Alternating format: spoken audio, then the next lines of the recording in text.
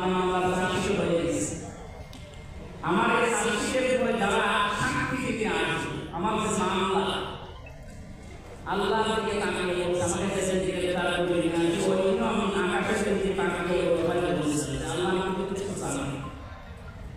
এরপরে যেভাবে আমার রিমান্ড হয়ে আমি ঘরে না শুনছি, ওখানে অফিসে মাটি দিয়েছি, রিমান্ডে যেভাবে সরিয়েছে আর সব কথা বেড়ে করার জন্য উল্টাপাল্টা শাস্তি লাগিয়েছে, সব বিচার আল্লাহর কাছে জানিয়েছি। ওরা আমি বারবার কথা বলছিল যে আপনাকে আমি ভিডিও লিখে দেবে, এগুলো আপনি ম্যাজিস্ট্রেটের সামনে বলবেন, তাহলে আপনারা যদি না বলেন তাহলে ক্ষমতার মামলা হবে।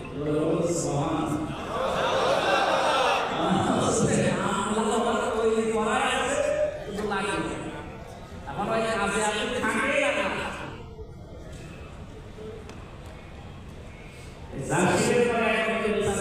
সাক্ষী দিতে আসবে, মামলার আয়োজনে আছে সাক্ষী যারা দেবে বলে প্রত্যেকটা কথা মিথ্যা লিখেছে এবং যারা সাক্ষী হিসাবে আসবে বসিয়া চারজনকে সাক্ষী বানিয়েছে, ওদেরকে আমি জীবনে নামও বসি না। আমার বসিয়ার ওখান থেকে যখন নিয়ে আসে গোবরগড়িটা নিয়ে এসে বসিয়ারে চড়া মাসে যে মোড় আছে সেখানে আমার কিছু কথা ছিল না, পরে রেখে গাড়ি থামানো হয়েছে, ওখান থেকে একবারে ঢাকা।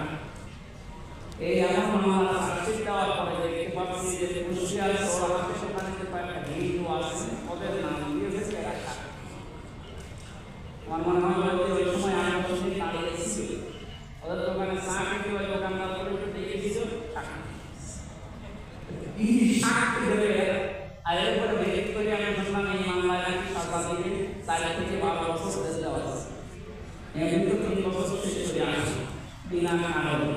এখন যদি আবার 4 থেকে 12 বছর জেল যায়, যে মানুষগুলো এই তত্ত্ব বটন উপর থেকে নিচ পর্যন্ত এর সাথে জড়িত আছে, প্রত্যেকেই কি আমাকে আমার মামলা রাখতে হবে?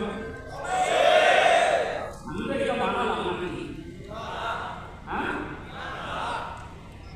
আমি আমার ইমাম থেকে কথা বলছি সূরা 25 নম্বর আয়াত সুবহানাল্লাহ ইশারাত দেওয়া আল্লাহ এই জ্ঞান সম্মানা আছে তিজালি করা আমি জেলখানায় যাব যে আয়াত করছি তো ভয়ঙ্কর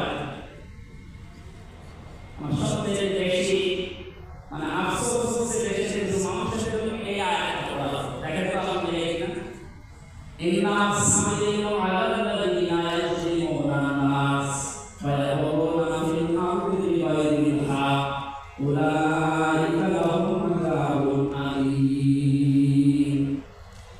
আল্লাহ রাব্বুল নিজে মামলা দেব কেন বাকি দেন আল্লাহ বলেন অবশ্যই মামলা দায়ের করো, অভিযোগ দায়ের করো, কেস করো তাদের বিরুদ্ধে ইয়াজলিমুনা নাস যারা মানুষের উপরে জুলুম করছে করবে। আল্লাহ ইয়াজলিমুনা মুসলিমুনা দেয়নি যারা মুসলমানদের উপর অত্যাচার করে জুলুম করে না, ইয়াজলিমুনা নাস বলেন তো হিন্দু মানুষ না, খ্রিস্টান মানুষ না, বৌদ্ধ মানুষ না, মানুষ হয়ে মানুষের উপরে যারা জুলুম করে তাদের অধিকারগুলো নষ্ট করে এদের বিরুদ্ধে মামলা দেবে হামজা। আল্লাহ নিজে মামলা দায়ের করবে। আমার জানা হয় বক্তব্য বা হাইকোর্টে তোলার করো, কারণ আমার মামলার বাড়িতে সর্বমন্ত্রী বলে বলছি না, মামলার বাড়ি সরাসরি সরকার, এই কারণে মামলা জানিয়ে অথচ এই মামলায় আমার হয় 3 দিনও আটকে রাখার ক্ষমতা জবরদস্তি সিএম কোর্টার জজকোর্টার হাইকোর্টে ওঠে তখন উনি বিচার করবেন, হাইকোর্টে বিচার করতে হবে আমার কিছু করা হয়নি বলে সিগন্যাল না আসে আমার মাফ করে একটা বিচার করতে হাইকোর্টে যদি মাফ চায় আমি আসামির কাছে তা আমি আশা করছি আমি হাসির পর আগে দেখি এটাই বাস্তব। 3টা বছর আমি বহুবার মামলা করেছিলাম আর একবার আমার দেশের অবস্থা জানি এই সমস্ত জায়গায় মামলা যদি করতে হয় 3টা কোর্ট পার হয়ে তারপরে যায় হাইকোর্ট। প্রত্যেকবার কমপক্ষে 70-80 হাজার টাকা করে খরচ, 30-32 বছর মামলা করতে হবে, বাবাকে ধরেছে দিতে পারছি। আর ধরার পরে মামলা আইসি এবং কাউন্টার ভেরিফিকেশন যারা আছে লাইনে আসাদুল সামান শেখ ইমরান হুসাইন না ধরে বলছি তারা সব বলতে দেবে।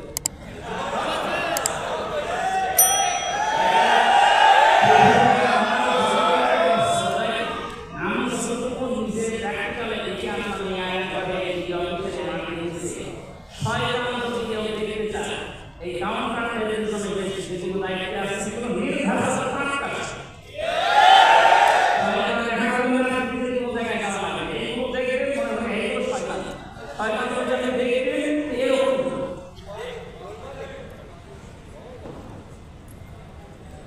আমার মনে হচ্ছে আগে পরে আমার কিছু না থাক, অন্তত মুক্তি শব্দ তো লেখা আছে না। ওরা আমার কান পেয়ে আর জানে পরিচিত একজন মানুষ আছে, ওরা নিজেরা বাবা বিমানে আমার বলছে কিছু করেনি আমার কাছে। এরপর আমার হাত একটা একটা বাঘকে হাত পেয়েছে, হাত বেঁধে কাপড় দিয়ে চোখ দিয়ে 11 ঘন্টা নিয়েছি। 11 ঘন্টা আমার জোর আমার আসর নামাজ আমাদের নামাজ সমাজ সব ইশারা করেছে। আর নামাজের যে পায় আমার শরীরে তো উপরে ওঠে আর শরীরে আমার মাটি নিচে মানুষগুলো এই যে জুলুম করলে যারা আপনি এখন তো বলেন আমি আল্লাহর কাছে ক্ষমা চেয়ে না, আল্লাহর কাছে ক্ষমা চালে কোন অপরাধ যেটা আল্লাহর কাছে করেছি আমার কাছে যেহেতু অপরাধ আপনি করেছেন, আমার জীবন থেকে 3টা বছর নষ্ট করেছেন, আমার মা বাবা মারেছি, আমার সন্তান আমার ছোট মেয়েটা আমার ছিলেন, তাহলে আমি 1 বছর রেখে দিয়েছিলাম, এখন তার বয়স 4 বছর। আমার কাছে অপরাধ চাই ও আমার আপনি আমার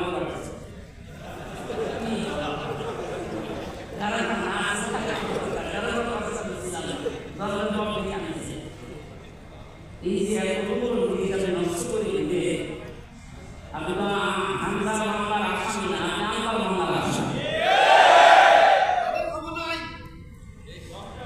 বাংলাদেশের ঘরে থাকা আমার শিখে যারা এই যে কষ্ট দিয়েছে ব্যারিস্টার আমাকে কষ্টটা দিতে, এরপরেও যদি কোনো মানুষ তালের পক্ষে কথা বলে আমার মনে হয় ওটা একটা নরক ফেরাও ছাড়া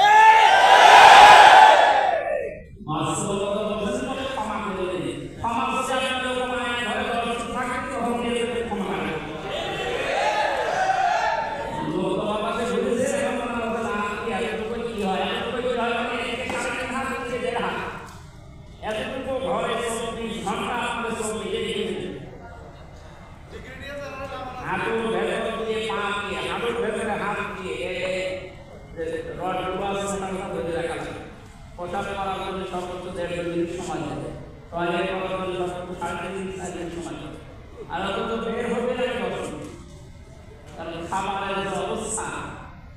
এই জন্য জুলুম যারা করেছেন বা করছেন, আপনি টার্গেট কিন্তু হামজা না, টার্গেট সাহেব জামালউদ্দিন না, টার্গেট আল্লাহ। আমি এখন নিজেকে আল্লাহ মামলা থেকে মুক্ত করার জন্য চেষ্টা চালাই। আমার বাবার যদি 1 লাখ টাকা লাগে আমার কত কিছু টাকা দিয়ে দেবো সতর্ক করলামের মাধ্যমে, এখন আল্লাহ সতর্ক হবে। এই জন্য আমরা পৃথিবীতে আল্লাহ মামলার আসামি হয়ে না, কত ভয়ঙ্কর কথা, আল্লাহ মামলার আসামি হয়ে যাচ্ছে। এরপরে আরো সময় কম পাচ্ছি জন্য কিছু আমার আছে। আল্লাহ হযরত শুআয়ব আলাইহিস সালাম দ্বিতীয় নম্বরে বলেছিলেন তাদের বাবা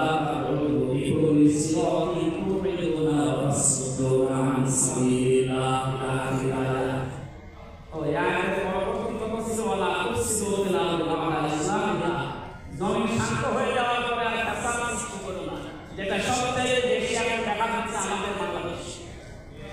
শান্ত হয়ে যাচ্ছে কি তো হঠাৎ করে অশান্ত করার জন্য যারা চেষ্টা চালাচ্ছে, আপনি আল্লাহর ভাষায় গজব নাযিল করার কারণে আর এরকম গজব মানে দেশে না থাকতে দেওয়া শান্ত অবস্থায় পৃথিবী যদি কেউ অশান্ত করার চেষ্টা করে ওর কারণে গজব নাযিল হবে। কি গজব? পাথরের বৃষ্টি। ঠিক আছে, এখানে কয়েকটা পয়েন্টে বলেছিলাম মহান নাযিল হওয়া,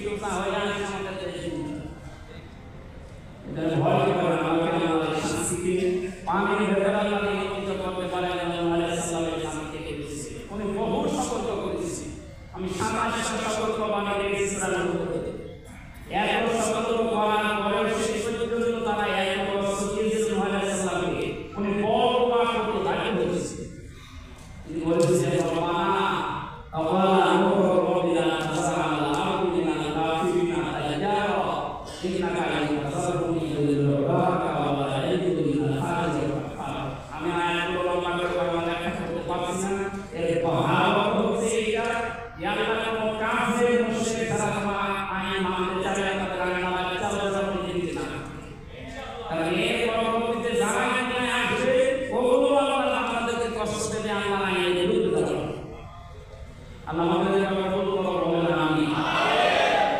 আমাদের ভাইরা পনেরোটা আয়াতের বিষয় নিয়ে হাদিস থেকে পেয়েছিলাম। এর আমি মাত্র 6 নাম্বার বিষয় বলছি। আমাদের যত আমরা বেঁচে দিচ্ছি সময় আছে। এখানে 15টা বিষয় নোট করা আছে। আমরা 6 নাম্বারটা